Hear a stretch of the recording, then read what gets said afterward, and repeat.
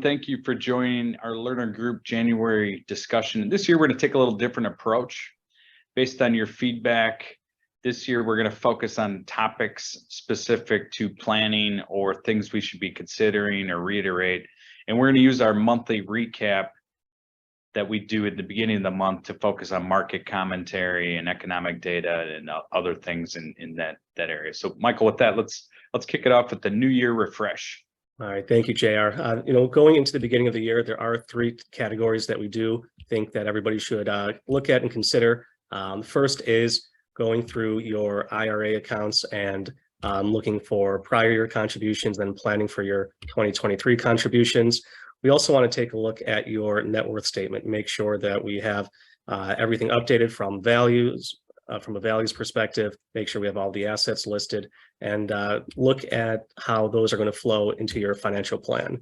And with the financial plan, again, we look at that to look at your goals and really see how going into retirement or through retirement, how your portfolio is aligned to make sure that at the end of the day, that you guys are going to have enough funds to make sure all your goals are met. So with that, Megan, can you talk a little bit about getting the net worth statement updated? Yeah. So this is something that our team has added over the years, and I think it's been really helpful for clients as much as us. So when you think of a net worth statement, think of it almost as your personal balance sheet for your family with all of the assets outstanding. And one thing, there's a few reasons why it's critically important. One is, and as silly as this sounds, it is very easy to lose track of certain assets, old 401ks, private investments, in a restaurant with a friend, and other things. These are things that over the years you can easily lose track of. So we found it really important to just put it all in a net worth statement, at least so you remember to kind of keep track of this over time. And then additionally, we've really found it helpful in making sure that everything is in the right place and in the right title. And what do we mean by that? So there is a difference that we've seen over time with asset titling. So you might have created a trust, but you found out that over the years that your accounts might still be in your individual name, or you've created a trust, but your private investments are still titled as a joint ownership between you and your spouse. So this exercise really helps us kind of dig into that as well to make sure that everything is titled properly. And then in addition to that, we'll look at it from an estate perspective, that it's under certain thresholds or within certain thresholds so that other events aren't triggered. So with that being said, I'm going to pull up an example that we created.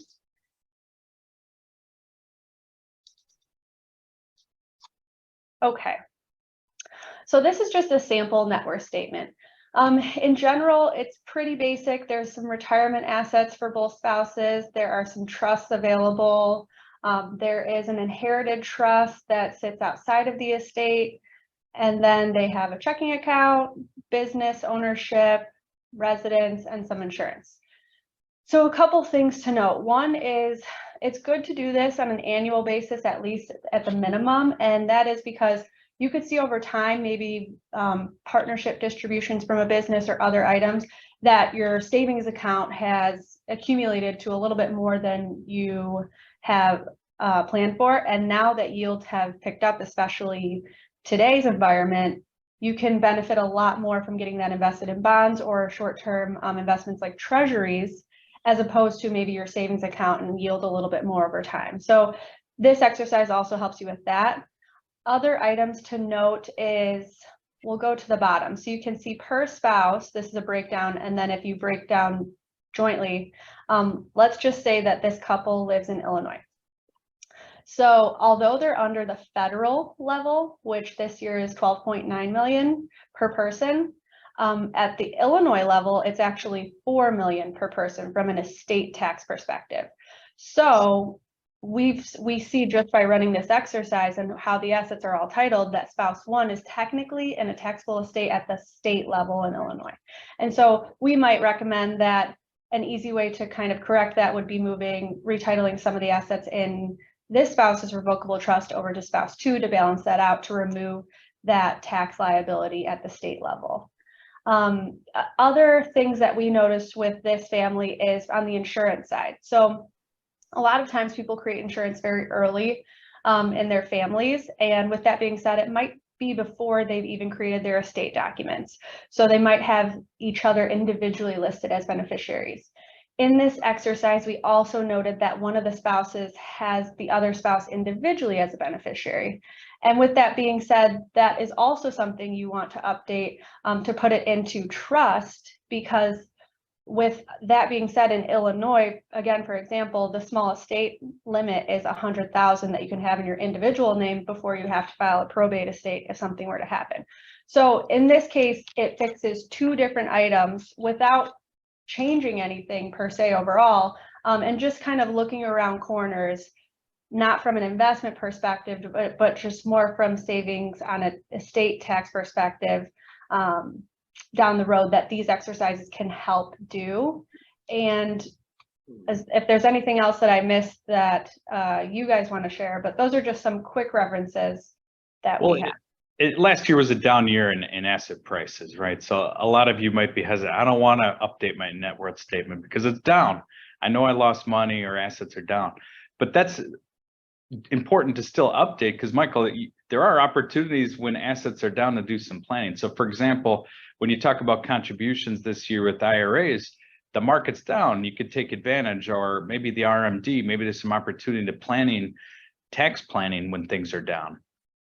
Right. And with, you look at the IRA contributions, if for the, 2022, if you still need to do a prior contribution, if you're less than 50, you can make a $6,000 contribution, and then the catch-up contribution is $7,000. So if you are looking to make that prior year contribution, you can look at it from this perspective that with markets being lower, that you are making this contribution and buying into the markets at a discounted value. So that is one way to try and take advantage of where markets are now with those lower values. And then with it for 401ks, again, going into this year, that limit did increase to $22,500 from $20,500. And then for your regular IRA contributions, they went from $6,000 to $6,500, and then the catch-up contribution went from $7,000 to $7,500 as well. And then on top of that, with the minimum distribution age getting pushed out, when your IRA balance is down, it's a shame if it's down from last year, but that does offer some opportunity to maybe take some distributions earlier because it's gotten pushed out, and maximize tax brackets, or consider Roth conversions where you're taking that and moving it at these lower levels. So there's a lot of good reasons to continue to update your net worth statement, even when things are down, and you might be a little bit hesitant because you don't want to see the bad news. Right. And kind of sticking with that line of thinking that, if you're not too sure about updating your net worth statement, you're probably not sure about updating your financial plan as well. And again, we'll make the argument that even with those lower values, it is still a very good idea to make those updates, because you do want to take a look and see that, how your plan is doing. Because if the financial plan, what we're looking for is how your assets are really working for you and how they will work for you throughout the rest of your life. Whereas the net worth statement is listing out what the assets are, how they're titled. This really takes it from a what's what to a how is it working for me. And within the plan, we're from a year-to-year basis, we want to make sure that the allocations that you have are still going to meet your goals. We want to make sure that if you do have any upcoming expenses or changes in your goals, that those are incorporated as well. Because if you do want to start, say, making exclusion gifts to your kids or grandkids, or you are thinking about that vacation house a little bit more now, that we want to be able to plan for that. And if we're able to make those updates, we are going to update your allocations as well to accommodate those goals.